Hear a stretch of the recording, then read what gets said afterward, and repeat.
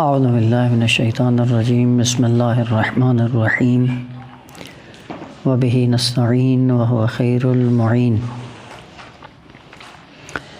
واستبق الباب وقدت قمیصہ من دبر وألف یا سیدہا لدى الباب قالت ما جزاء من اراد بأہلک سوءا الا ان یسجن او عذاب علیم قال هي راودتني عن نفسي وشهد شاهد من أهلها إن كان قميصه قد من قبل فصدقت وهو من الكاذبين۔ سلسلہ کلام سورہ مبارکہ یوسف علیہ السلام میں جاری تھا۔ آیت نمبر 25 میں پہلا کلمہ بیان ہوا تھا واستبق الباب۔ عرض کیا تھا کہ باب افتعال استبقا یستبقو یہاں پہ مفعلہ کا معنی دے رہا ہے، یعنی طرفینی، اور غالبی معنی باب کا باب مفعلہ کا طرفینی ہی ہوتا ہے۔ اغلب موارد میں طرفینی ہے، البتہ طرفینی فرق کرتا ہے کہ کبھی ممکن ہے دونوں کی حرکت ایک دوسرے کے مقابلے میں ہو، اور کبھی عرضی صورت میں بھی حرکت ہو سکتی ہے، جیسے ایک آدمی بھاگ رہا ہو اور اس کے پیچھے بھاگ رہا ہو، تو اس کا مطلب یہ نہیں ہے کہ وہ بھی پلٹ کے اس کی طرف آ رہا ہے یہ اس کی طرف جا رہا ہے، نہ، ایک اعراض کرتے ہوئے جا رہا ہے اور دوسرا اس کا پیچھا کرتے ہوئے جا رہا ہے۔ سبقت یعنی دونوں نے ایک دوسرے پر سبقت لینے کی کوشش کی۔ حضرت یوسف علیہ السلام گناہ سے فرار کرتے ہوئے بھاگ رہے تھے اور زلیخا ان کا پیچھا کرتے ہوئے گناہ کی نیت سے بھاگ رہی تھی، اور یہ مسابقہ دونوں کے درمیان جاری تھا۔ واستبق الباب، دونوں نے ایک دوسرے پر سبقت لیتے ہوئے دروازے کا رخ کیا، اور دروازے کی طرف جب پلٹے ہیں، اسی دوران ہوتا یہ ہے کہ حضرت یوسف علیہ السلام کو اپنی خواہشات کے مطابق، اپنی خواہشات کو پورا کرنے کی غرض سے ان کو روک رہی تھیں اور وہ گناہ سے فرار کر رہے تھے۔ اسی دوران وقدت قمیصہ، قمیص کو پھاڑ دیا زلیخا نے۔ لفظ قد قددہ، قاف دال دال مضاف کا باب ہے۔ معنی اس کا یہ ہوتا ہے کہ جہاں پہ ایک چیز کو لمبائی میں پھاڑا جائے اس کو عربی میں قدد کہا جاتا ہے، عرض میں نہیں، طول میں، لمبائی میں اگر کسی چیز کو پھاڑ دیا جائے عربی میں اس کو قددہ سے تعبیر کیا جاتا ہے۔ سورہ مبارکہ جن میں ظاہراً ہے وَكُنَّا طَرَائِقَ قِدَدًا، یعنی ہم مختلف گروہوں میں بٹے ہوئے تھے۔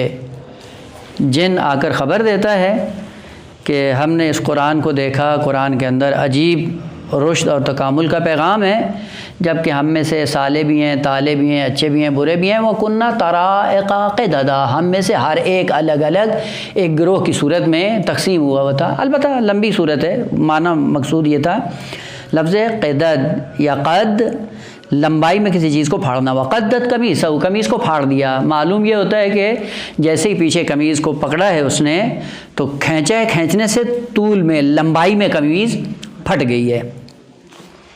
قمیصہ من دبر، لفظ دال بیر دبر، دبر، تدبیر، مدبر، تدبر، اس کا معنی یہ ہوتا ہے کہ کوئی چیز جو پردے کے پیچھے چھپی ہوئی ہو اس کو عربی میں دال بے رے سے تعبیر کیا جاتا ہے۔ تدبیر اس لیے تدبیر کہلاتی ہے کہ مستقبل کے حالات کسی پہ پوشیدہ عیاں نہیں ہوتے ہیں، سب پہ پوشیدہ ہوتے ہیں، اور بہترین مدبر وہ ہوتا ہے کہ جو حال میں حالات کا تقاضا اور حالات کا جائزہ لے کر مستقبل کی پیشین گوئی کر کے مستقبل کے لیے پلاننگ کرے، اس کو مدبر کہا جاتا ہے۔ تدبیر بھی اسے سے نکلا ہے، یعنی بہترین وسائل کو استعمال کرتے ہوئے مستقبل کے لیے بہترین آسائش کو فراہم کرنا تدبیر کہلاتا ہے۔ تدبر بھی یہی ہوتا ہے کہ انجام کو مد نظر رکھتے ہوئے سامنے کسی چیز کو انجام دینا تدبر کہلاتا ہے۔ اسی لیے مدبر انسان کون ہوتا ہے کہ جو ماضی سے عبرت لیتے ہوئے حال میں بہترین تدبیر کر کے مستقبل کو روشن کر لے، وہ مدبر کہلاتا ہے۔ اسی لیے قوموں کو مدبر کی ضرورت ہوتی ہے، یعنی حالات کا جائزہ لیتے ہوئے بہترین سمت و سو کی طرف قوم کو گامزن کرنا۔ اسی لیے آپ جا کر دیکھیں قرآن نے بھی اس کے افلا یتدبرون القرآن ام علی قلوب اقفالها، قرآن میں تدبر کیوں نہیں کرتے ہو؟ وہ تدبر کرنے کا نتیجہ کیا ہوگا؟ مقام انسانیت کو پالو گے، قرآن کی آیات پر، قرآن کی تعلیمات پر چل کر اپنے مستقبل کو روشن کر لو گے۔ خوب اپنے مستقبل کی تمہیں اتنی اہمیت نہیں ہے، مستقبل کا تمہیں کوئی خیال نہیں ہے، وہ مستقبل کو کون روشن کرے گا کہ یہ قوانین ہے قرآنی، خوب پھر ان میں تدبر کی ضرورت ہے۔ پس تدبر عربی میں مستقبل کی بہتری کو حال میں ایسی پلاننگ کے ذریعے بہترین اور روشن بنا لینا کہ جب مستقبل میں آدمی پہنچے تو آسانی سے اپنی زندگی کو آگے چلا سکے۔ جو نجومی لوگ ہوتے ہیں کیا ان کا کچھ نہ اصلا نہیں ہے، یہ بھی ایک دکانداری ہے نجومیوں کی، چونکہ یہ دوسروں کے لیے بیٹھ کے سارے ستاروں کو دیکھ رہے ہوتے ہیں اور خود ساری زندگی فٹ پاتھ پہ بیٹھ کے زندگی بسر کر رہے ہوتے ہیں۔ یہی انسان کی وہ ہے، تھوڑی سی عقل مندی سے اگر کام لے، اور قانون عقلی بھی ہے کہ فاقد شے معطی شے نہیں ہوتی، یعنی میرے پاس کچھ بھی نہیں ہے تو میں دوسرے کو کیا دوں گا؟ اور جب میں خود ہی خالی ہوں تو دوسروں کو میں مستغنی کر دوں گا؟ ممکن ہی نہیں ہے۔ بس وہ جو دوسروں کے حالات بہتر کرنے کے لیے آتا ہے، خود کیوں فٹ پاتھ پہ بیٹھ کے ساری زندگی گزار کے مر جاتا ہے؟ نہ صفائی ہے، نہ ستھرائی ہے، نہ کھانا اچھا ہے، نہ عزت ہے، نہ آبرو ہے، لیکن دوسروں کی تقدیر بدلنے کے لیے فٹ پاتھ پہ بیٹھا ہوا ہے۔ یہ ساری دکانداری ہے، اور یہ کہاں پہ ہوتی ہے؟ جس معاشرے میں آپ یقین جان لیں کہ جس معاشرے میں جہالت عروج پہ ہوگی، اسی معاشرے کے اندر اس قسم کی شعبدہ بازی زیادہ ہوتی ہے۔ وَإِلَّا پڑھے لکھے معاشرے کے اندر ان کی کوئی جائے گاہ نہیں ہے، کوئی ان کا مقام نہیں ہے۔ وجہ کیا ہے؟ ظاہر سی بات ہے جس کے اندر شعور ہے، عقل ہے، فہم و فراست ہے، وہ کبھی بھی ان اباطیل اور گزاف چیزوں کے پیچھے نہیں ہوتے ہیں۔ لہذا یہ اکثر جہالت زدہ معاشرے کے اندر یہ چیزیں زیادہ رونما ہوتی ہیں، اور اگر آپ معاشرے کو شعور دے دیں ایسا سب خود بخود ان کی دکانیں ٹھپ ہو جاتی ہیں۔ وقدت قمیصہ من دبر، لمبائی میں قمیض کو اس نے پھاڑ دیا، من دبر پیچھے سے۔ اور پیچھے چونکہ کیوں کہتے ہیں پیچھے کو؟ اس لیے کوئی نظر نہیں آ رہا ہوتا ہے حصہ، مثلا سامنے بیٹھے ہوتے ہیں ہم تو روبرو جب چیز ہوتی ہے وہ نظر آ رہی ہوتی ہے، لیکن اس کے پیچھے جو چیز ہوتی ہے وہ نظر نہیں آ رہی ہوتی۔ تدبیر کا معنی یہ ہوتا ہے کہ یہاں پہ بیٹھ کر وہ پیچھے جو چھپے ہوئے حالات ہیں ان کی بہترین تدبیر کر لینا۔ وَأَلْفَ يَا سَيِّدَهَا لَدَى الْبَابِ، الف یہ باب افعال ہے، حروف اصلی لام فے یہ ہے۔ اس کا معنی کیا ہوتا ہے؟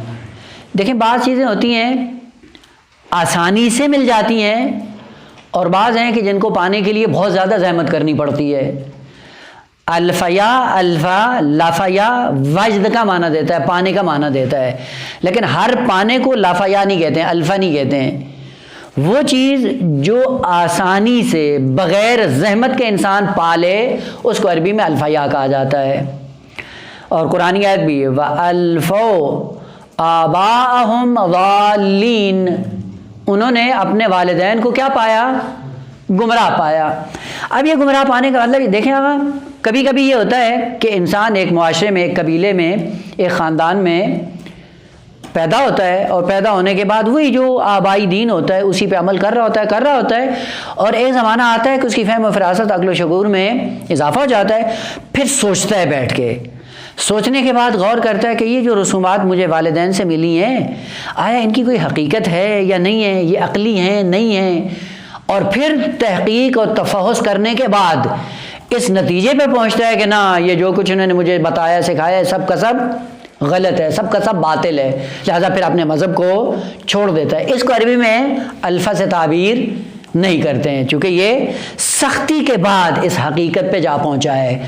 تو جو سختی کے بعد انسان ایک حقیقت کو درک کرتا ہے، وہاں پہ لفظ الفا یا الفا استعمال نہیں ہوتا ہے۔ وہی چیز جو آسانی سے بغیر زحمت کے، بغیر کسی دکھ اور درد کے انسان پالے، وہی آبائی رسومات بغیر سوچے سمجھے اس پہ چل رہا ہوتا ہے۔ یہ کیا ہے؟ وَأَلْفَوْا آبَاءَهُمْ ضَالِّينَ، یعنی جو والدین کر رہے ہوتے تھے یہ بھی چپ کر کے آنکھ بند کر کے اس کے اوپر گامزن رہتے تھے۔ اب یہ بھی نہیں سوچتے تھے کہ ہمارے والدین گمراہ ہیں یا نہیں ہیں، انہی کی گمراہی کو آسانی سے انہوں نے قبول کر لیا ہے۔ اور یہ سرزنش کی بات ہے کہ آقا جس کام کو کر رہے ہو کم از کم کرنے سے پہلے یہ سوچو تو صحیح کہ یہ جو جس پہ ہم کار فرما ہے، کار بند ہیں، آیا یہ صحیح بھی ہے یا نہیں ہے، عقل کے مطابق ہے یا نہیں ہے، فطرت انسانی کے مطابق ہے یا نہیں ہے۔ پس الفا یا سیدہ، یعنی کسی چیز کو آسانی سے پا لینا بغیر کسی زحمت کے۔ دونوں کی دوڑ لگی ہوئی تھی، جناب یوسف بھی بھاگ رہے تھے اور زلیخا بھی پیچھے پیچھے بھاگ رہی تھی، یہاں تک کہ جب وہ اصلی دروازے پہ پہنچے لدى الباب، وہ جو پہلا دروازہ تھا، کیا دیکھا؟ الفا یا سیدہ، دونوں پا لیا۔ کس کو؟ یعنی دیکھا کس کو؟ سیدہ، یعنی جو شوہر تھا زلیخا کا، اس زلیخا کے شوہر کو دونوں نے کیا پایا؟ لدى الباب، دروازے پہ کھڑا ہے۔ بھاگتے ہوئے جا رہے تھے نکلتے ہوئے، اچانک جب آخری دروازے پہ پہنچتے ہیں وہیں پہ اس کا شوہر کھڑا تھا۔ اب یہاں سے داستان کا رخ بدل جاتا ہے، شوہر کو سامنے دیکھتا ہے اور زلیخا بھی اپنے شوہر کو دیکھ رہی ہے، اور جناب یوسف علیہ السلام بھی بالآخر وہ آدمی ہے کہ جس نے جناب یوسف کو بازار سے خریدا ہے، خرید کر لے کے آئے اور اتنی نعمتوں کے اندر ان کو پالنا پوسنا شروع کیا، اور آخر میں کیا دیکھا کہ یہ سلسلہ سامنے آ گیا۔ اب اس سے پہلے کہ جناب یوسف علیہ السلام اپنی صفائی پیش کریں، زلیخا پیش قدم ہو جاتی ہے، اور یہ طبیعی سی چیز ہے آقا کہ جہاں پہ یہ البتہ نیچر ہے خواتین کے اندر کہ سب سے پہلے اتہام، تہمت اور اپنے دامن کو بچانے کے لیے ہمیشہ پیش قدم ہوتی ہیں، سب سے پہلے سبقت لے جاتی ہیں کہ اصلاً اس طرح سے اپنے آپ کو پیش کرو کہ سامنے والے کو اصلاً سوچنے کی فرصت ہی نہ ملے۔ البتہ یہ نیچر کا حصہ ہے، طبیعت کا حصہ ہے، فطرت کا حصہ نہیں ہے، چونکہ ہم فطرت اور طبیعت میں خلط کر جاتے ہیں۔ طبیعت کا تعلق جسمانی خواہشات سے ہوتا ہے، جبکہ فطرت کا تعلق روحانی اور معنوی تقاضوں کے مطابق فطرت جو ہے وہ اپنے اس پہ ڈگر پہ چل رہی ہوتی ہے۔ یہ نیچر اور طبیعت کا حصہ ہے۔ فوراً کیا کہتی؟ قالت، کوئی بھی کر سکتے ہیں، بلے مؤنث مذکر کا اس میں وہ نہیں، لیکن بعض چیزیں ہوتی ہیں جو کثرت سے مؤنث میں پائی جاتی ہیں، اور بعض ایسی ہیں جو کثرت کے ساتھ مرد میں پائی جاتی ہیں۔ نوعاً ایسے ہوتا ہے، البتہ اس کے موارد فرق کر جاتے ہیں، لیکن نوعاً ایسے ہوتا ہے۔ اب بجائے اس کے کہ اپنے گناہ کا اعتراف کرے اور اپنی غلطی کا اعتراف کرے فوراً، قالت ما جزاء من اراد باہلک سوءا، اب یہ ما نافیہ ہو یا ما استفہامیہ ہو فرق نہیں کرتا ہے، ابھی دونوں معنی کرتا ہوں، مطلب واضح دونوں میں۔ اگر یہ ما استفہامیہ ہو، معنی کیا ہوگا؟ ما جزاء من اراد باہلک سوءا، جو آپ کی ناموس کی طرف غلط نگاہ اٹھا کر دیکھتا ہے اس کی سزا کیا ہونی چاہیے؟ یہ مائے استفہامیہ کیا ہونی چاہیے؟ دو، الا ان یسجن او عذاب علیم، یا زندان یا عذاب علیم، یعنی ان دو میں سے کون سا ہونا چاہیے؟ یعنی خود بھی معین کر دیا کہ جزا کیا ہونی چاہیے، یا یہ، بس یہ مائے استفہامیہ کی صورت میں۔ لیکن اگر یہ مائے نافیہ ہو تو اس کا معنی کیا ہے؟ ما جزاء من اراد باہلک سوءا الا، نہیں ہے اس کی سزا جو آپ کی ناموس کی طرف ارادہ سوء رکھتا ہے، نہیں ہے اس کی سزا سوائے اس کے کہ اس کو مسجون کیا جائے، زندان میں ڈال دیا جائے، یا عذاب علیم ہے۔ بس سزا بھی پہلے سے معین کر دی، تہمت بھی لگا دی کہ جو السلام علیکم آپ کی ناموس کی طرف بری نگاہ سے دیکھیں تو اس کی سزا کیا ہونی چاہیے؟ ان دو میں سے ایک چیز ہے، یا زندان میں ڈال دیا جائے یا عذاب علیم ہے۔ اللہ کا معنی بدل جائے گا اس میں، ظاہر ہے پہلا معنی نافیہ ہوگا، نفی سے نفی مل کر کیا ہو جائے گا؟ اس بات، نفی نفی مل کے مثبت ہو جاتا ہے نا، ہو مثبت میں سے دو ہیں، یا عذاب علیم ہے یا سجن ہے۔ پہلی بات یہ ہے کہ آقا سجن اور زندان یہ حضرت یوسف علیہ السلام کے زمانے سے نہیں بلکہ اس زمانے سے لے کر جناب موسیٰ علیہ السلام کے زمانے تک یہ مصر کے اندر سزا رائج تھی. اسی لیے آپ جا کر دیکھیں حضرت موسیٰ علیہ السلام بھی جب فرعون کو ہدایت کرنے کی نیت سے آتے ہیں تو فرعون کیا کہتا ہے کہ میں تمہیں جیل میں ڈال دوں گا. یا وہ جادوگر جو آئے اور ان کو اس نے بڑے اہتمام سے بلایا اور بعد میں انہوں نے جب دیکھا اور وہ ایمان لے کے آئے تو ان کو بھی کہتا ہے کہ میں تمہیں زندان میں ڈال دوں گا. پس زندان میں ڈالنا ایک سزا رائج تھی سرزمین مصر کے اندر, کوئی نئی چیز نہیں تھی. البتہ نئی چیز کیا تھی کہ یہ آدمی جو عزیز مصر ہے یہ شخص دوم میں مملکت تھا, یعنی اصل بادشاہ کے بعد وزارت عظمیٰ کے عہدے پہ فائز تھا اور اس کے اپنے زندان تھے. یعنی اس کا مطلب ہے کہ لوگ جو مجرم ہوتے تھے یہ خود ان کو سزائیں دیتا تھا, اپنا اختصاصی اس کا زندان تھا جس میں ان کو ڈال دیا جاتا تھا. زلیخا نے بھی یہی کام کیا کہ یا اس کے لیے کیا کریں زندان میں ڈال دیں یا سخت سزا دی جائے, عذاب علیم دردناک عذاب. البتہ پہلے یہ عرض کیا ہے لیکن اشارے کی حد تک کہ لفظ عذاب عربی زبان میں عذاب یا عذاب کا معنی وہ نہیں ہے جو ہم نے ذہنوں میں سمجھا ہوا ہے. ہم نے ذہنوں میں کیا ڈالا ہوا ہے کہ عذاب ہے, آگ ہوگی, کوڑے ہوں گے اور نہ جانے کیا ہوگا, یہی ہم نے جو ذہن میں سوچا ہوا ہے. لیکن عربی زبان میں عذب کا معنی ہوتا ہے گوارا, جو طبیعت انسانی کے ساتھ سازگار ہو جائے.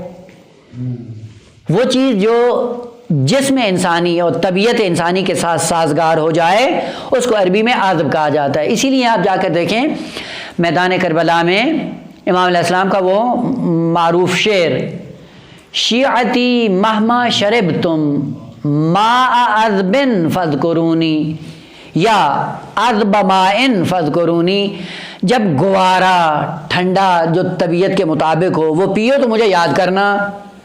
اب یہاں پہ ماء عذب کا معنی جہنمی پانی نہیں ہے, یعنی جب انسان گرمی میں ہو, شدت ہے گرمی میں, پیاسا بھی ہو اور بہترین ملائم ٹھنڈا پانی بھی ہو, وہ اچھا لگتا ہے, طبیعت انسانی کے ساتھ سازگار ہے.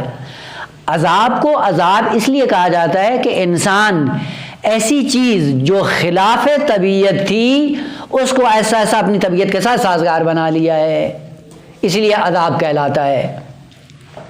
مثالیں بھی عرض کی تھیں. مثلا فرض کریں ایک شخص ہے پہلے دن سگریٹ پیتا ہے, کھانسی شروع ہو جاتی ہے. یہ جو پہلے دن پی رہا ہے جو کھانسی شروع ہو رہی ہے کیوں ہو رہی ہے؟ طبیعت کے ساتھ سازگار نہیں ہے. آہستہ آہستہ آہستہ آہستہ اپنی عادت بنانے کے بعد اب کیا ہو جاتا ہے, اس کی طبیعت کے ساتھ سازگار ہو جاتا ہے. اب یہ کیا ہے, سگریٹ اس کے لیے عذاب بن جاتا ہے. پس لفظ عذاب یعنی جو طبیعت انسانی کے ساتھ سازگار ہو جائے, اور یہ سازگاری مثبت بھی ہو سکتی ہے منفی بھی ہو سکتی ہے. دیکھیں بعض عادتیں ہیں انسان کے لیے پہلی مرتبہ جب انجام دیتا ہے تو اس کے اندر قبح اور اس کے اندر جو برائی ہوتی ہے انسان کو اچھی نہیں لگتی. دوبارہ انجام دیتا ہے اس کی قباحت کم ہو جاتی ہے, سبارہ انجام دینے سے قباحت اور کم ہو جاتی ہے. جیسے جیسے تکرار کرتا جائے گا ویسے ویسے قباحت اس کی ختم ہوتی جائے گی. ایک دن کیا آ جائے گا اصلاً اس کی طبیعت کا حصہ بن جائے گی. میں کئی ایک مثالیں اس لیے عرض کرتا ہوں تاکہ مطلب ذہن میں بیٹھ جائے. مثلا شراب نوشی, سگریٹ نوشی یا فحش کلامی یا بری عادات پہلی دفعہ اچھی نہیں لگتی انسان کو, تکرار کے ساتھ آہستہ آہستہ وہ انسان کی طبیعت کا حصہ بن جاتی ہیں, سازگار ہو جاتی ہیں. تو وہ چیز جو طبیعت انسانی کے ساتھ سازگار ہو جائے وہ اس طبیعت کی نسبت عذاب کہلاتی ہے.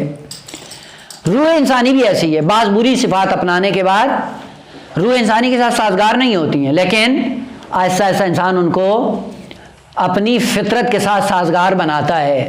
جتنے گناہ ہیں انسان جو گناہ انجام دیتا ہے, گناہ پہلے مرحلے میں پہلی بار میں انتہائی سخت ہوتا ہے انسان کے لیے انجام دینا, لیکن آہستہ آہستہ اس گناہ کے اوپر تمرکز کرتا ہے, پھر وہ گناہ اس کے لیے کیا ہو جاتا ہے, وہ گناہ اس کے لیے ہنسنا بن جاتا ہے. یعنی اس گناہ کو ہنسنا سمجھ کے انجام دے رہا ہوتا ہے. کیوں؟ چونکہ اب روح انسانی کے ساتھ وہ کیا ہو گیا ہے, سازگار ہو گیا ہے. بس وہ چیز جو طبیعت انسانی کے ساتھ سازگار ہو جائے, یا روح انسانی کے ساتھ سازگار ہو جائے اس کو عربی میں عذاب کہا جاتا ہے۔ عذاب جہنم کو انسان تحمل نہیں کر سکتا، لیکن اعمال کے سائے میں اس عذاب کو اپنے ساتھ سازگار بنا لیتا ہے، اس دکھ اور رنج کو۔ مثلا آگ ہے، آپ نے دیکھا یہ شعبدہ باز، آپ آگ کو ہاتھ پہ اٹھائیں آپ کو جلن محسوس ہوگی، لیکن آپ یہ تمرین کرتے رہیں، ایک زمانہ ایسا آئے گا کہ آپ آگ اٹھا لیں، لیکن آپ کے اندر وہ جو پاور ہوتی ہے آہستہ آہستہ کیا ہو جاتی ہے، اس کے ساتھ سازگار ہو جاتی ہے، اب آگ آپ کو کچھ بھی نہیں کہتی ہے۔ گناہ سارے کے سارے اس طرح سے ہیں، البتہ اس فرق کے ساتھ کہ لفظ عذاب اسی فعال کے وزن پہ یہ عموماً جہنم کے اندر جو موجود دکھ اور درد ہیں ان کے ساتھ یہ کلمہ مختص ہو گیا ہے۔ اب پھر اس کی متعدد خصوصیات ہیں، کبھی عذاب کیا ہوتا ہے، مہین، توہین آمیز، کبھی علیم، کبھی شدید، کبھی عذاب خیز، یہ رسوائی۔ اب یہ رسوائی یا علم یا دکھ یا درد یا شدت یا توہین آمیز ہونا، یہ ساری اس کی خصوصیات ہیں۔ مثلا کبھی ایک چیز ہے انسان کے بدن یا روح کے ساتھ سازگار ہوگی ہے، لیکن یہ سازگاری ایسی ہے جو ہمیشہ اس کی آبروریزی کا سبب بنتی ہے۔ پس یہ عذاب کیسا ہے، توہین آمیز۔ مثلا اب دیکھیں عموماً یہ ہوتا ہے سگریٹ میں کتنے نقصان ہیں، 3، پیسہ بھی جاتا ہے، صحت بھی جاتی ہے، آبرو بھی جاتی ہے، معاشرے میں بیٹھ کے پینے کے قابل نہیں ہوتا ہے، پیسہ بھی جا رہا ہے، صحت بھی جا رہی ہے اور آبرو بھی جا رہی ہے۔ بس اس کا مطلب ہے جس چیز کو اس نے اپنے ساتھ سازگار بنایا ہوا ہے یہ کیا کر رہی ہے، جہاں آبرو جاتی ہے یہ کیا ہو جاتا ہے، عذاب مہین، توہین آمیز ہے، ظاہر آبرو جا رہی ہے، اور عذاب علیم بھی ہے، دردناک ہے، پیسہ جا رہا ہے، اور اس سے شدید بھی ہے، صحت جا رہی ہے۔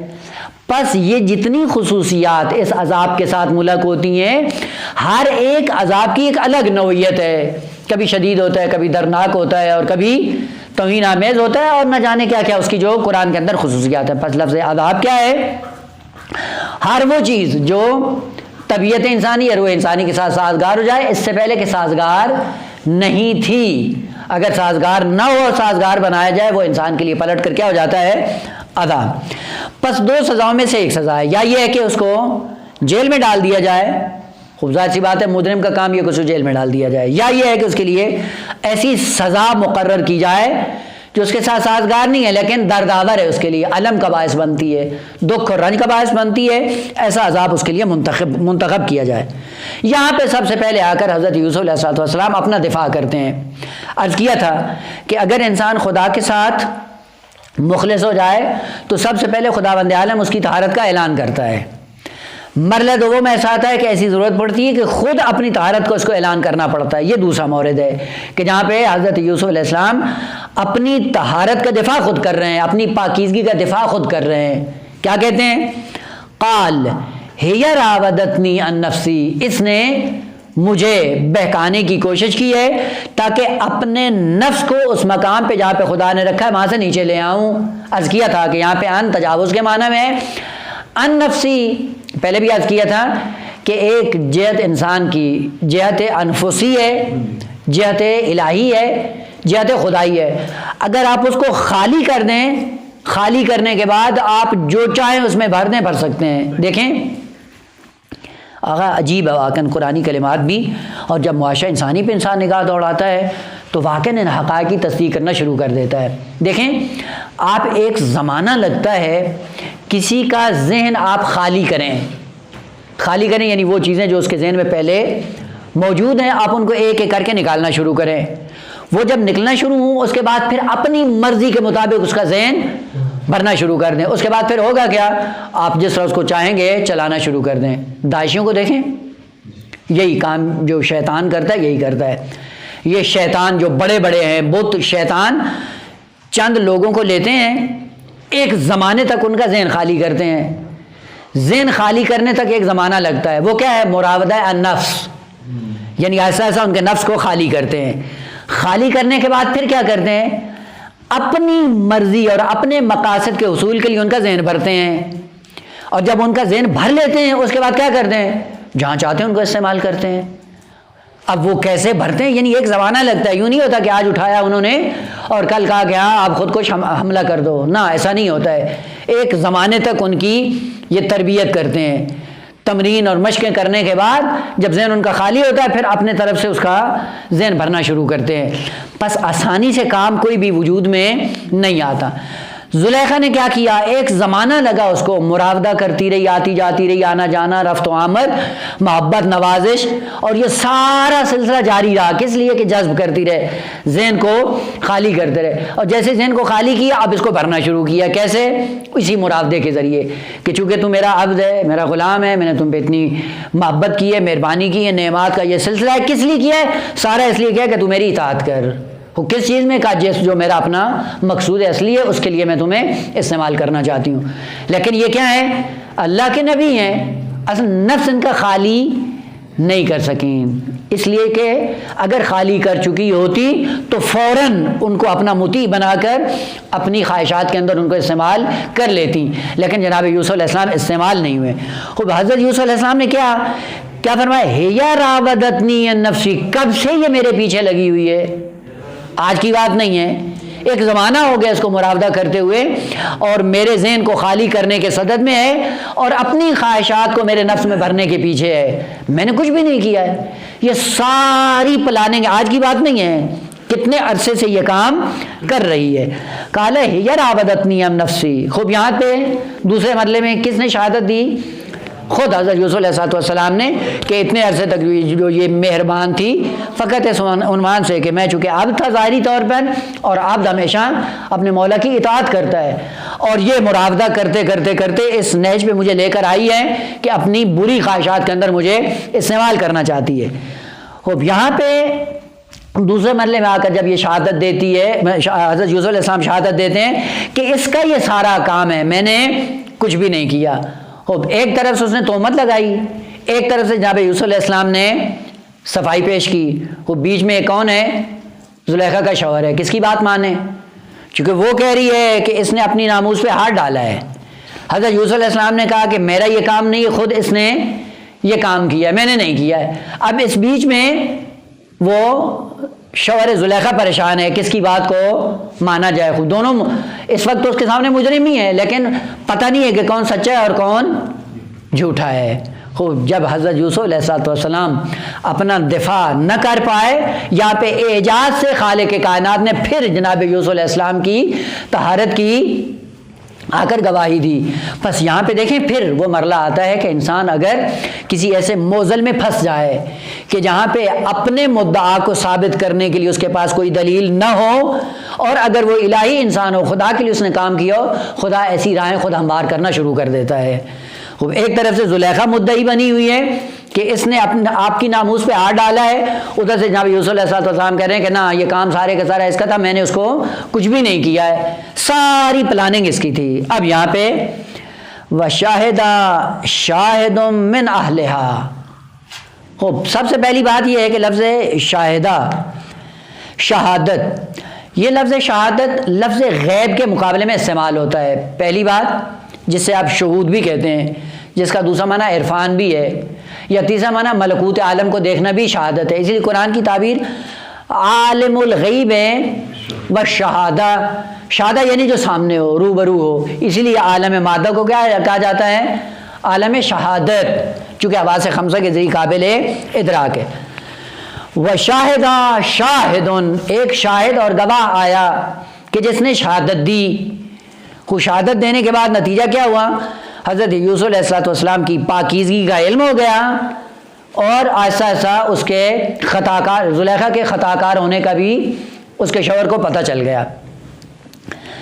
سوال اول یہ ہے کہ آیا وہ جو شہادت دے رہا تھا اس نے جو گواہی دی ہے، پہلی بات یہ کہ کون سی گواہی دی ہے ایک، اور دوسری بات یہ ہے کہ آیا اس نے اس منظر کو دیکھا ہے کہ گواہی دے رہا ہے، تین آیا شاہد نے گواہی دی ہے یا نہ، کمیز حضرت یوسف علیہ السلام شاہد بنی ہے۔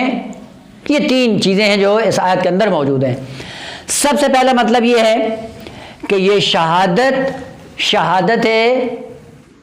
حصی نہیں ہے، چونکہ آپ کو پتہ ہے کہ آپ اگر کورٹ میں جاتے ہیں، دادگاہ میں جاتے ہیں، کورٹ میں جو شہادت دی جاتی ہے وہ شہادت حصی ہوتی ہے، یعنی ایک محکمہ ہوتا ہے عدالت کا، عدالت میں مجرم کو لایا جاتا ہے، دونوں ایک دوسرے کی طرف اپنا مدعا پیش کرتے ہیں، اور پھر جو مدعی ہوتا ہے وہ اپنے مطلب کے اس بات کے لیے گواہوں کو پیش کرتا ہے۔ کون سے گواہوں کو؟ جو عینی شاہد ہوتے ہیں ان کو پیش کیا جاتا ہے۔ پس شہادت فقہی کہاں پہ ہوتی ہے؟ محکمے میں، عدالت کے اندر، جہاں پہ جج ہوتا ہے، جج کے ساتھ مجرم کو لایا جاتا ہے، مجرم پھر اپنے دلائل لے کے آتے ہیں، اسے کہتے ہیں محکمہ عدالت۔ عدالت کے اندر جو شہادت دی جاتی ہے وہ شہادت فقہی کہلاتی ہے، لیکن یہ تو محکمہ نہیں ہے، کوئی دادگاہ نہیں ہے، کوئی عدالت نہیں ہے، کوئی محکمہ نہیں لگا ہے، بلکہ بھاگ رہے تھے دونوں، اچانک کیا دیکھا کہ زلیخا کا شوہر دروازے پہ کھڑا ہوا منتظر ہے، جیسے ہی سامنے دیکھا دونوں ایک دم بخلا گئے، زلیخا نے اس پہ تہمت لگائی، یوسف علیہ السلام نے اپنا دفاع کیا۔ اب اس دوران ایک بچہ آ کر، البتہ وہ پھر روایات میں ہے کہ بچہ آ کر گہوارے میں شاہد من اہلہا نہ من اہلہی، یعنی وہ بچہ کس کے ساتھ تھا؟ زلیخا کے ساتھ اس کا ربط تھا، یعنی رشتہ دار تھا یا خونی رشتہ یا جو بھی رشتہ تھا زلیخا سے وابستہ تھا، اس کا کوئی ربط ہی جناب یوسف علیہ السلام سے نہیں تھا، تاکہ کل کو یہ کہا جائے کہ یہ بچہ وہ تھا کہ جس نے یوسف کی فیور میں فیصلہ کیا ہے، چونکہ یوسف علیہ السلام کے رشتہ داروں میں سے تھا، خوب اصلا ہے ہی نہیں، جناب یوسف کا نہ کوئی خاندان ہے، نہ کوئی رشتہ دار ہے، اور نہ کوئی ان کا وہاں پہ جاننے والا ہے، اور یہ جتنا ماجرا ہے سارے کا سارا زلیخا سے وابستہ ہے۔ بس پہلا نقطہ یہ تھا کہ یہ گواہی دینے والا زلیخا کے خاندان سے تھا۔ دو، یہ محکمہ اور عدالت وہ فقہی عدالت نہیں تھی کہ جہاں پہ ایک قاضی اور جج بیٹھتا ہے اور جج کے سامنے جا کر مجرم اپنا مدعا پیش کرتا ہے اور اس کے بعد گواہوں کو پیش کیا جاتا ہے، بلکہ زلیخا کا شوہر تھا۔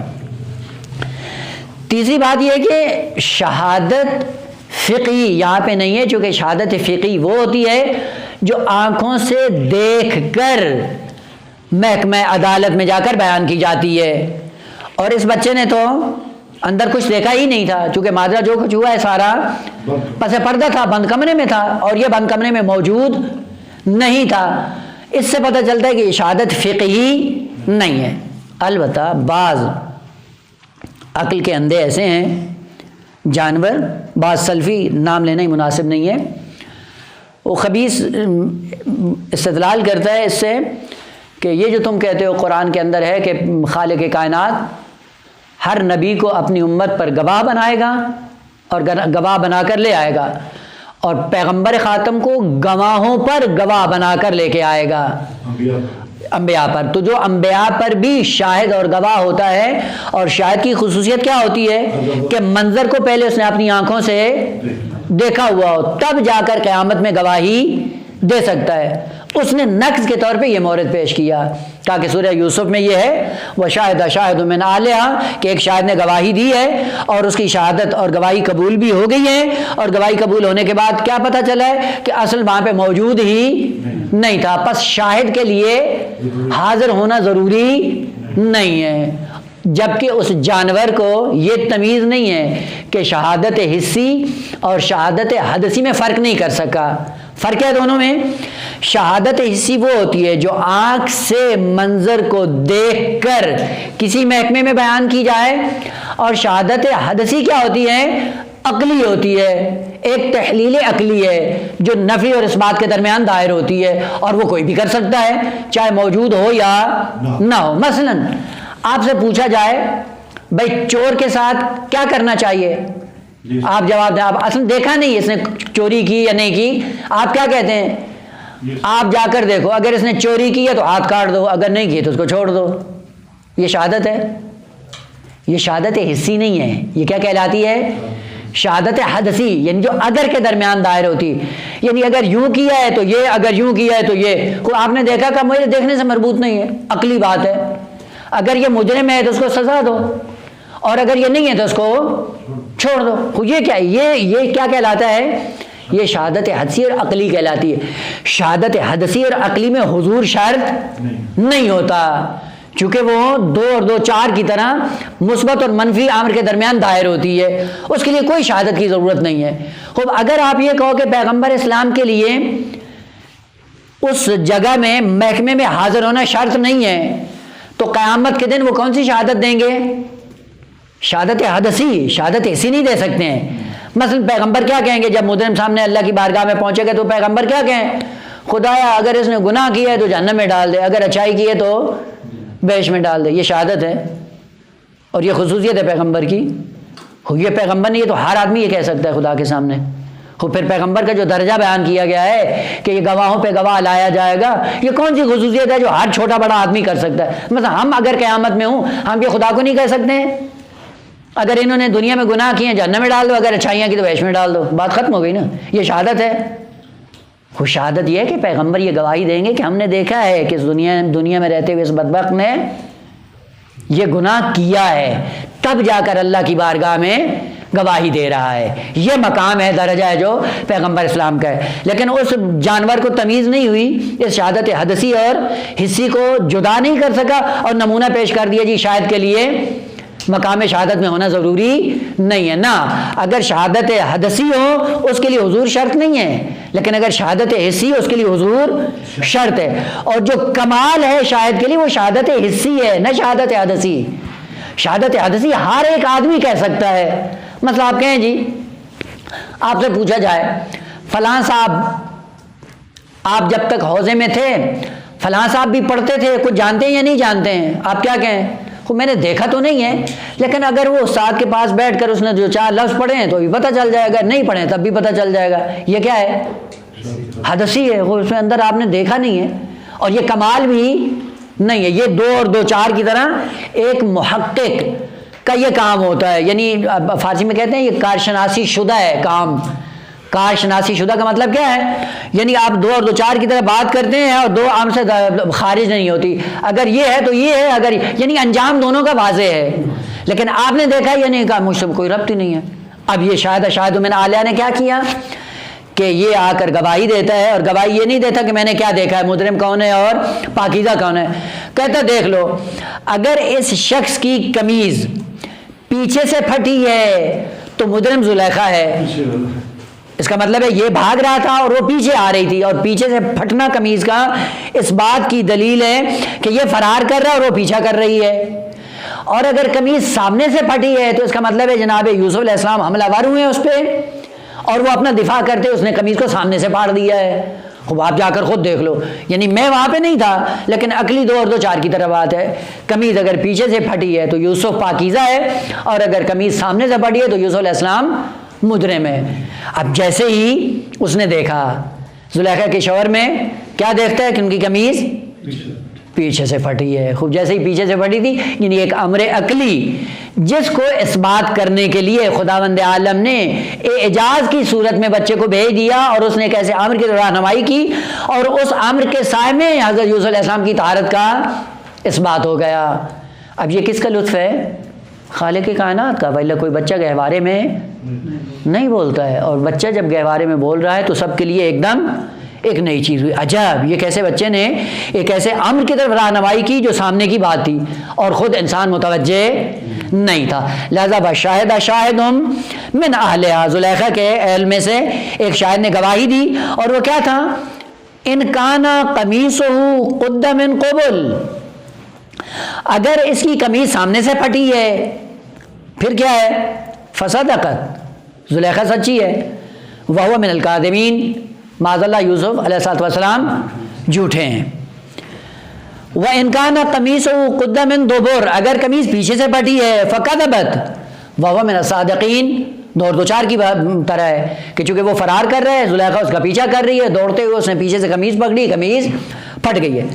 اب یہاں پہ دیکھیں یہ قمیص کا دوسرا مورد ہے، یا دوسرا مورد ہے قمیص کا، کہ جہاں پہ حضرت یوسف علیہ السلام کی قمیص کس کا سبب بن رہی ہے؟ خود ان کی طہارت کا باعث بن رہی ہے۔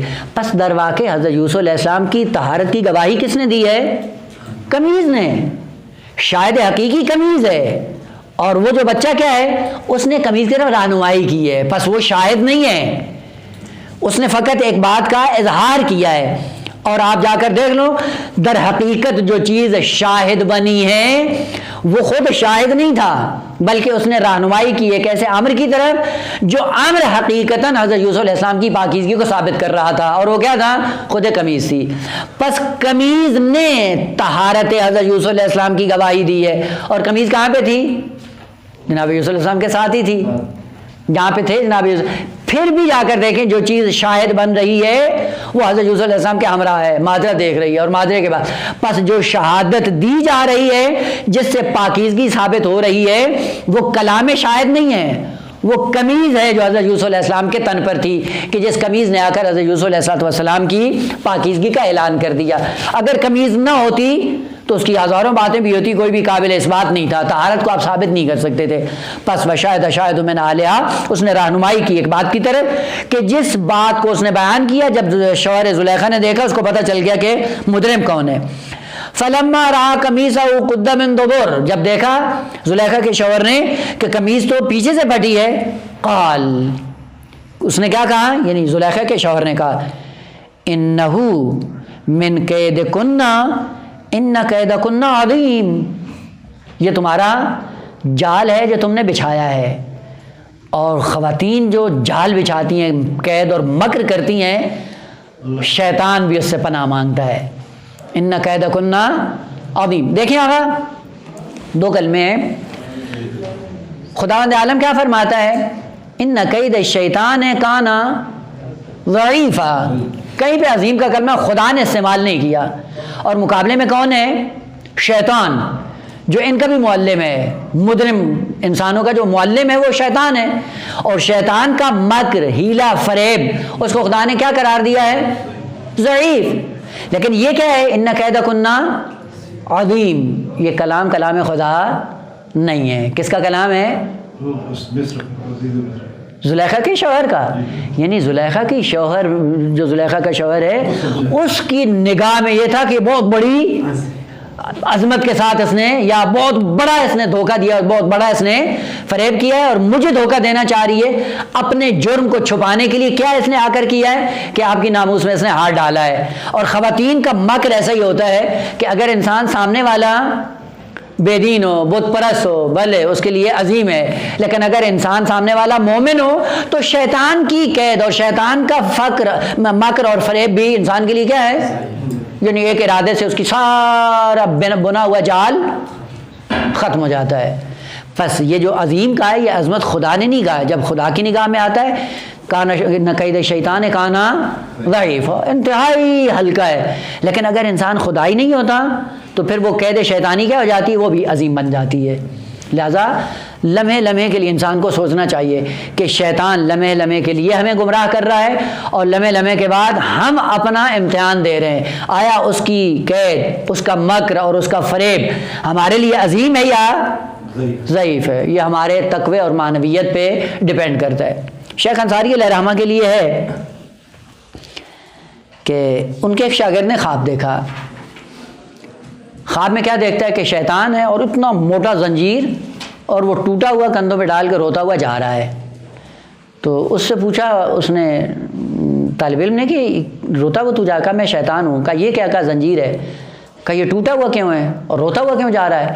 کہا اس زنجیر کو لے کے گیا تھا شیخ انصاری کو جکڑنے کے لیے، تو شیخ انصاری نے اس لوہے کے زنجیر کو توڑ دیا، اور اس کے ٹوٹنے پہ روتا ہوا اب جا رہا ہوں۔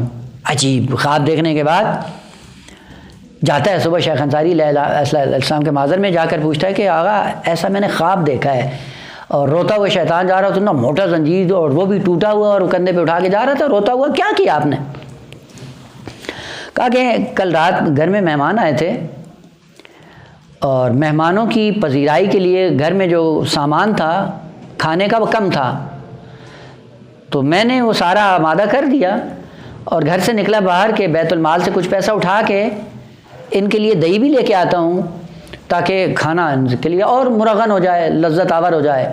تو جیسے ہی میں گھر سے باہر نکلا ہوں، وہ 2 دینار اٹھائے ہوئے تھے کہ جا کے دہی لے کے آتا ہوں، تو راستے میں خیال آیا کہ شیخ یہ جو بیت المال سے اٹھا کے جا رہا ہے دہی خرید کے آ جائے، مہمان کھا کے چلے جائیں گے، اور اگر وہ قرضہ اتارنے سے پہلے تو مر گئے تو قیامت کے دن جواب کون دے گا اس کا؟ چونکہ کسی کو پتہ تو ہے نہیں کہ آپ نے 2 دینار اٹھائے ہیں، چونکہ اگر کسی کو پتہ ہو تو چلو کم از کم وہ تمہارا قرضہ ادا کر دے، وہ جب پتہ ہی نہیں ہے، کہتے ہیں یہ سوچ کر میں گھر واپس آ گیا, 2 دینار بیت المال میں جا کر رکھ دیے. یہ کیا ہے؟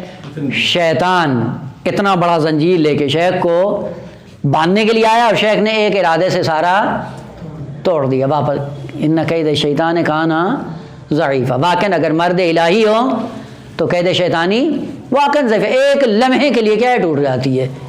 اور وہ ہے کہ انسان کی پاکیزگی, اور ہے امام خمینی علیہ الرحمہ کے لیے مرحوم صفدر سنشی نقل کرتے تھے کہ ہم گئے, بہت بڑی ٹیم تھی اور باہر سے بھی بہت سے لوگ آئے ہوئے تھے, اور اس زمانے میں کوپنی چیزیں ملتی تھیں, روغن بھی کوپنی تھا, آئل, پنیر بھی, ہر چیز کوپن پہ ملتی تھی. یعنی کوپن دیتے تھے ایک خاص مقدار میں, ہر انسان کو چینی, گوشت, یہ ساری چیزیں مل جاتی. جنگ کا زمانہ تھا اور اس طرح سے گورنمنٹ نے, اور یہ بھی تدبیر تھی شہید بہشتی علیہ الرحمہ کی کہ سب کو عادلانہ طور پہ سارا میٹیریل مہینے کا مل جاتا تھا اور اس پہ چلتا رہا. خود امام خمینی نے بھی وہی جو کوپن میں لیا ہوا تھا, دیکھا کہ آئل کم ہو گیا ہے, وہ آدھا کھانا جو آئل میں پکا ہوا تھا, اور مرحوم نشی وہ کہتے ہیں کہ آدھا کھانا پانی میں ابال کے امام نے رکھ دیا, اور جب دسترخوان بچھا دیا تو معذرت کر دی کہ وہ جو کوپن کا سامیہ جو ملا تھا وہ ختم ہو گیا ہے, تو باقی آئل نہیں تھا کہ اس میں کھانے کو بنایا جائے, یہ پانی سے بنا کر لے آیا ہوں. واقعاً ان قید شیطان ہے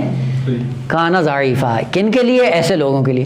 اب وہ شاگرد شیخ سے پوچھتا ہے کہ آپ کے لیے اس کا مطلب کوئی رسیاں ہمارے لیے بھی ہوں گی؟ شیخ نے کہا نا, تمہارے لیے وہ رسیاں نہیں ہیں, تمہیں فقط آواز دیتا ہے, تم آواز پہ لبیک کہتے ہوئے اس کے جال میں پھنس جاتے ہو. اور یہ حقیقت ہے, ہمارے لیے کوئی رسیاں لینے کی ضرورت اس کو نہیں ہے, اور وہ بھی اتنا بیکار نہیں ہے کہ ہمارے لیے سرمایہ گزاری کرے. وہ شیخ انصاری جیسے لوگوں کو گمراہ کرنے کے لیے جاتا ہے, ہم تو ایسے ہی پھسل جاتے ہیں. بشاہدہ شاہد من علیہ کہ فیصل فلما را قمیصہ قد من دبر قال انہ من قید, یہ تمہارا مکر اور فریب ہے, ان قیدکن عظیم. اب وہاں پہ فوراً یہ ہوتا ہے کہ جب انسان پہ حقیقت عیاں ہو جائے اور ایک مجرم سامنے آ جائے اور دوسرا پاک و پاکیزہ سامنے آ جائے, دونوں کو نصیحت کے طور پہ وہ بات کرتا ہے. اسی طرح اس نے بھی بات کی. سب سے پہلے مخاطب ہوتے ہیں جناب یوسف علیہ السلام کو. وہ یوسف علیہ السلام کو خود خرید کے لائے تھے, کہتے ہیں یوسف آرض عن ھذا, یوسف اس بات کو جانے دو, اردو میں کہتے ہیں نا. اور جب ہو جائے اور پتہ چل جائے ایک طیب طاہر ہے, پاکیزہ آدمی, تو اس سے منت کرتے ہیں, داڑھی پہ ہاتھ رکھ دیا, آپ بزرگواری کریں, مہربانی کریں, جانے دیں, آپ اس بات پہ مٹی ڈالیں, آئندہ دوسروں کو نہیں بتائیں. یوسف عارضانہ, مہربانی کرو, اس سے اعراض کرو, روگردانی کر دو, چھوڑ دو اس بات کو, آپ کی مہربانی, آپ بزرگوار ہو, پتہ چل گیا کہ آپ پاکیزہ ہو. ادھر اس سے کہا اور ادھر دوسرے, جب اس سے کہا کہ یہ تمہاری بدماشی تھی, وَاسْتَغْفِرِي لِذَنبِكِ, اے بدبخت آئندہ سے اپنے آپ کو بچا کے رکھ. یہ جو اتنا مکر اور فریب اس کے لیے کیا ہوا ہے, پاکیزہ نوجوان پہ جال ڈالنا چاہ رہی ہے اپنی خواہشات کا. وَاسْتَغْفِرِي لِذَنبِكِ, اپنے گناہ سے دست بردار ہو جاؤ. إِنَّكَ كُنْتَ مِنَ الْخَاطِئِينَ, یہ 2 جملے. سب سے پہلا وَاسْتَغْفِرِي لِذَنبِكِ, اپنے گناہ سے استغفار کرو, ہاتھ اٹھا لو. سوال, یہ تو بت پرست تھی, وہ بت پرست کے لیے کیا ہوتا ہے؟ کوئی گناہ نہیں ہوتا. ان کے ظاہر سی بات ہے جو بت پرست ہیں, داہریے ہیں, ان کے لیے کوئی گناہ کا تصور ہے؟ وہ گناہ کا تصور ہوتا ہے کہ انسان خدا کو مانے, دین کو مانے, دین کی مخالفت کو مانے, دین کی مخالفت کو ماننے کے بعد گناہ وجود میں آتا ہے. تو کیوں زلیخا کے شوہر نے کہا وَاسْتَغْفِرِي لِذَنبِكِ؟ اسی لیے یہاں پہ دقت کریں, آگا تھوڑا سا اس کلمے میں, بعد میں یہ کام آئے گا. لفظ ذنب جو گناہ ہوتا ہے, ہر معاشرے میں ذنب کا تصور اپنا موجود ہوتا ہے. ایسے نہیں ہوتا کہ کسی معاشرے کے اندر ذنب اور گناہ کا تصور نہ ہو. ہر قبیلے نے, ہر قوم نے, ہر معاشرے نے کچھ نہ کچھ اپنی اقدار معین کی ہوتی ہیں. ان اقدار کی جب مخالفت نظر آتی ہے, وہی مخالفت اس قوم کے لیے گناہ شمار کیا جاتا ہے. اس لیے آپ جا کر دیکھیں کتنے ایسے لوگ ہیں جنہوں نے اپنی رسومات پہلے سے معین کر رکھی ہیں, اور جو ان کو رسوم کو توڑتا ہے اسے کیا سمجھا جاتا ہے؟ یہ باغی ہے, یہ مجرم ہے, یہ گناہ کار ہے. پس لفظ ذم کا تعلق فقط دین سے نہیں ہے, بلکہ ہر معاشرے کے اندر رسومات جو ہوتی ہیں انہی رسومات کو پاک و پاکیزہ سمجھا جاتا ہے, اور ان رسومات کی جو شخص مخالفت کرتا ہے اس کو مجرم سمجھا جاتا ہے, گناہ کار سمجھا جاتا ہے. اور اس نے زلیخا کے شوہر نے بھی, ٹھیک ہے بت پرست ہیں, لیکن اس بت پرستی کے بعد بھی ان کی کچھ اقدار ہیں, اور ان اقدار میں سے ایک ناموس ہے. ناموس پہ کوئی ہاتھ ڈالے, ناموس پہ کوئی نگاہ کرے, خوب ان کے نزدیک بھی یہ گناہ ہے، اگرچہ یہ گناہ فطری بھی ہے، گناہ دینی بھی ہے، لیکن ان حدوں کو کراس کرنا اس معاشرے کے اندر بھی گناہ شمار کیا جاتا تھا۔ پس ضروری نہیں ہے کہ آپ یہ کہیں وہ تو دیندار نہیں تھے جی، بت پرست تھے اس لیے ان کے ہاں گناہ، بھلے ان کے ہاں دینی گناہ کا تصور نہیں تھا، لیکن اپنے معاشرے کے اعتبار سے ان کی رسومات ہیں، ان کی زندگی کے قوانین ہیں، ان کی زندگی کی کچھ اقدار ہیں، ان اقدار کی جو مخالفت کرے گا اس مخالفت کا نتیجہ کیا ہوگا؟ اس کا نتیجہ یہ ہے کہ اس کو گناہ گار سمجھا جائے گا۔ لہذا فوراً اس نے کیا کہا؟ وَاسْتَغْفِرِي لِذَنبِكِ، یہی جو ہمارے خاندان کی ناموس عزت مقام، یا حتیٰ یہی وزارت عظمیٰ میں جو ہمارا مقام تھا، تمہاری اس حرکت سے اب کیا ہو گیا ہے؟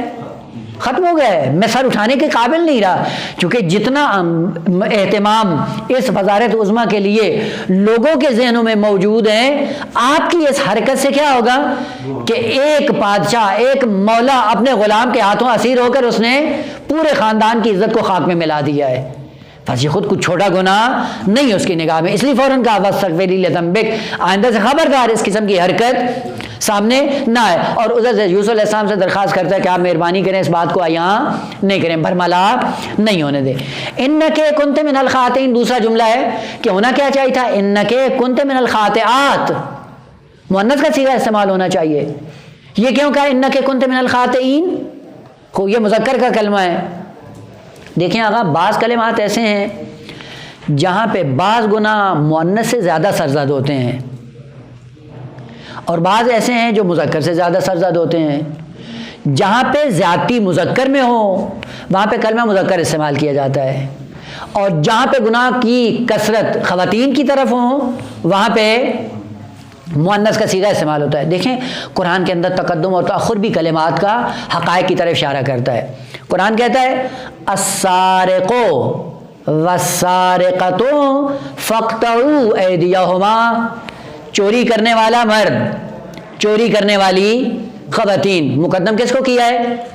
مرد کو، کیونکہ اکثر چوریاں کس سے ہوتی ہیں؟